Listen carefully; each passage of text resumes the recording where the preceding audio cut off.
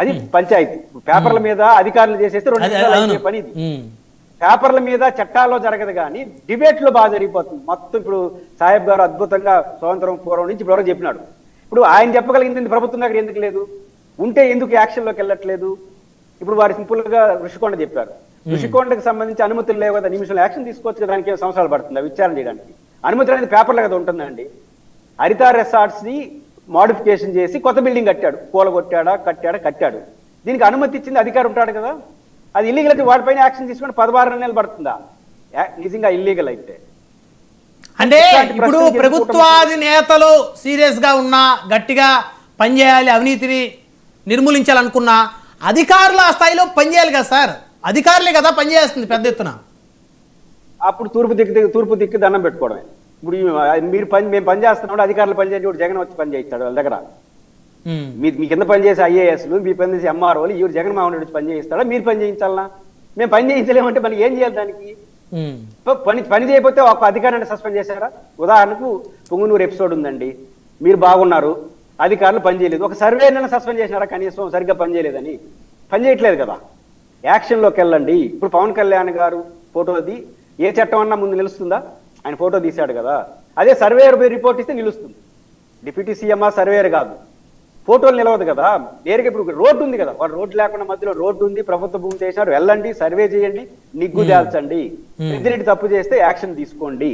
ఆ యాక్షన్ లోకి నేను ఎందుకు కొంత అనుమానం వ్యక్తం చేస్తున్నానంటే, వాళ్ళు దానికి కమిట్ అవుతున్నారు. పెద్దిరెడ్డి రామచంద్రారెడ్డి వాళ్ళు మాకు సంబంధం లేదు, వాళ్ళకి మాకు సంబంధించిన బంధువులు, మా పన్నులు అన్నట్లా మాదే అని చెప్తున్నాడు మిథున్ రెడ్డి. మాదే అన్న తర్వాత ఇంక పంచాయతీ ఉంది, యాక్షన్ లోకి ఇల్లీగల్ కాదు, మేము కొనుక్కున్నామంటున్నాడు ఆ భూమిని, లీగల్ గా కొనుక్కున్నామంటున్నాడు ఆయన కొనుక్కుంటున్నాడు. మీరు కాదని చెప్పి నిరూపించాల్సింది ఎవరు? పెద్దిరెడ్డి మిథున్ రెడ్డి కాదు, నేను లీగల్ గా కొనుక్కున్నానండి, ఆ పట్టా మాదే అంటున్నాడు. కొంతమంది ఏం చేస్తారు, వాళ్ళదే అయినా కూడా మాది కాదు, మా ఇంట్లో పని చేసిన వాడిది పెడతారు. ఈ అన్నట్లు నేను కొన్నామండి మాదే అంటున్నాడు. ఇంక మనకి పంచాయతీ ఎందుకు, యాక్షన్ లోకి వెళ్ళడమే కదా. అది కాదు కదా తేల్చేయండి. ఆ తేల్చకుండా ఈ విన్యాసాలు అనేది ప్రభుత్వానికి గౌరవాన్ని తేదు. పైపెచ్చి మీరు రాజకీయం కోసం చేస్తున్న విమర్శలు ఎందుకు వస్తాయి? ఇందుకే వస్తాయి. ఒక్కదాంట్లో ఇప్పుడు మిథున్ రెడ్డి గారిని పోలీసు అరెస్ట్ చేశారా లేదా? 72 రోజులు జైల్లో పెట్టారు కదా మద్యం కేసులో జైల్లో పెట్టారంటే అవకాశం ఉంది కాబట్టి పెట్టారు మీరు. మరి దీంట్లో ఎందుకు యాక్షన్లోకి వెళ్ళలేదంటే అవకాశం లేదా అని అనుమానం రాదా? దీనికన్నా సీనియర్ అది, మద్యం కేసు కన్నా మిథున్ రెడ్డి గారిని సీనియర్ కేసు ఇది. మరి దీంట్లో పోలేదు అంటే పైపెచ్చు డే 1 నుంచి మేము మాదే అంటున్నారు వాళ్ళు. ఈ భూమి మాదే, ఈ ల్యాండ్ మాదే, ఇది మొత్తం మా చేతిలోనే ఉంది, మాదే పట్టా అంటున్నారు, చూపిస్తున్నారు.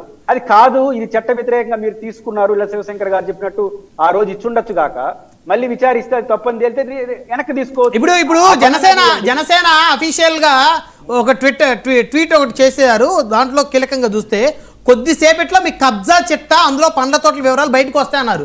సో నాకు తెలిసి 1 గంట 2 గంటల్లో పూర్తి వివరాలు ఒకవేళ ఏమన్నా పోస్ట్ చేసే అవకాశం ఏమవుతుందంటే, ఆ పండ్ల తోటాలని వీళ్ళు చెప్తారు. దేంట్లో పండ్ల తోటలు? 70 ఎకరాల్లో అయినటువంటి మీ చిట్టా ఏంది? దాంట్లో పంచాయతీ కాదు, 70 ఎకరాలు మా ఊరు తోటలు పెట్టారా, పండ్ల తోటలు పెట్టారా, ఏం చేస్తారు? ఆ 70 ఎకరాలు మాదే అని చెప్తున్నాడు కదా. ఇంక మీకు కొత్తగా కనిపెట్టింది, దాంట్లో ఏమైనా చేస్తారు, ఇల్లీగల్ యాక్టివిటీస్ తప్ప ఏమైనా చేసుకోవచ్చు.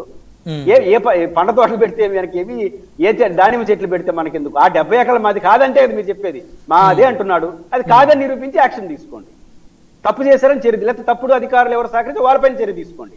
ఇప్పుడు పండ్ల తోటలు ఉండాలి, ఇప్పుడు ఏమవుతుంది? వారు ఒక ట్విట్టర్లో పెట్టారు, పాపులర్ పార్టీ బాగా చూసినారు, మళ్ళీ ఆయన కౌంటర్ గా మిథున్ రెడ్డి పెట్టినాడు, దాన్ని బాగా చూస్తారు. వీళ్ళు పండ్ల తోటలు అంటారు, అయ్యా బాబు 70 ఎకరాలు మాదే, మేము పండ్ల తోటలు కాబట్టి సీని తోటలు పెట్టుకుని నీకెందుకు అంటాడు, అది బాగా చూస్తారు. దాని ప్రయోజనం ఉందా దీనివల్ల అనేది ప్రశ్న. ఇప్పుడు పురుషోత్తం రెడ్డి గారు, ఎర్ర చందనం స్మగ్లింగ్ సంబంధించి కూడా గతంలో కూటమి పార్టీ నేతలు పెద్దిరెడ్డి రామచంద్రారెడ్డి గారి మీద చాలా ఆరోపణలు కూడా చేసిన పరిస్థితి ఉంది. అంటే ఆ పరిస్థితి ఉందా? ఎర్రచందనాన్ని స్మగ్లింగ్ చేసేటువంటి వాళ్ళకి ఏమైనా పెద్దిరెడ్డి గారు గతంలో సహకరించినటువంటి పరిస్థితి ఉందంటారా? పెద్దిరెడ్డి గారా, ఎల్లయ్య పుల్లయ్య అనే చర్చ ఆధారం లేకుండా మనం మాట్లాడలేము. మీకు అనుమానం ఉంది, అధికారం ఉంది, యాక్షన్ లోకి వెళ్ళండి అంటున్నాం. ఇప్పుడు ఉదాహరణకు ఎర్రచందనం వేల టన్నులు ఈ రోజు పట్టుకున్నారు. 1000 టన్నులు ఎర్రచందనం పట్టుకున్నారు. ఈ ప్రభుత్వమే కాదు, గత ప్రభుత్వం మనం 10-20 ఏళ్ళ నుంచి 10 ఏళ్ల నుంచి 1000 టన్నులు మా ఇంటికి చాలా సమీప దూరంలో కపిల్ తీర్థం దగ్గర ఉంటుంది. ఆ గోడను 1000 టన్నులు పట్టుకున్నారని ఒకరిని పట్టుకోవాలి. ఇప్పుడు 1000 టన్నులు పట్టుకున్నారంటే ఒకడన్నా దొంగ దొరుకున్నారు కదా, ఒక నిందితుడైనా ఉండాలిగా.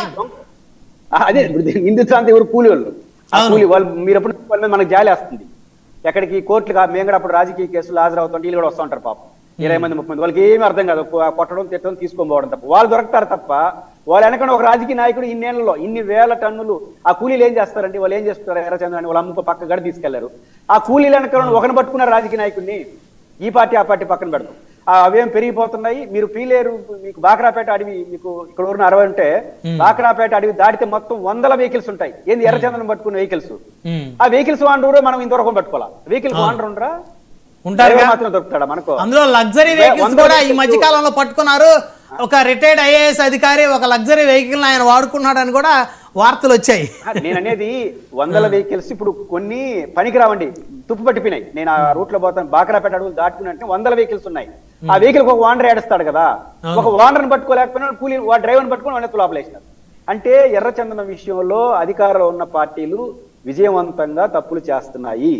ఎల్లయ్య పుల్లయ్య నేను చెప్పని పేర్లు, అనుమానాలతో నేను మాట్లాడడం బాగోదు.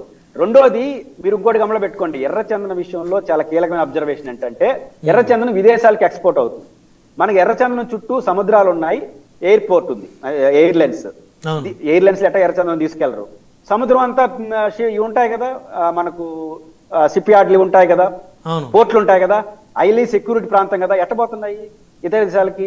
ప్రభుత్వాలు అండ లేకుండా, అధికారంలో ఉండేవాడు అండ లేకుండా, అది ప్రతిపక్షం ఎల్లయ్య పుల్లైన లేదు, అధికారంలో ఉండేవాడు అండ లేకుండా ఎర్రచందనం స్మగ్లింగ్ సాధ్యం కాదు. పురుషోత్తమ్ రెడ్డి గారు ఇప్పటి వరకు ఒక లెక్క, ఇక నుంచి ఒక లెక్క అనేటువంటి చందంగా పవన్ కళ్యాణ్ గారు ఫారెస్ట్ మినిస్టర్ గా ఉన్నారు కాబట్టి ఆయన చాలా సీరియస్ కాన్సన్ట్రేషన్ చేశారు. ఎర్రచందనం స్మగ్లర్ ని ఆయన గట్టిగా హెచ్చరించారు. బహుశా ఇక నుంచి ఆ పరిస్థితి ఉండదేమో.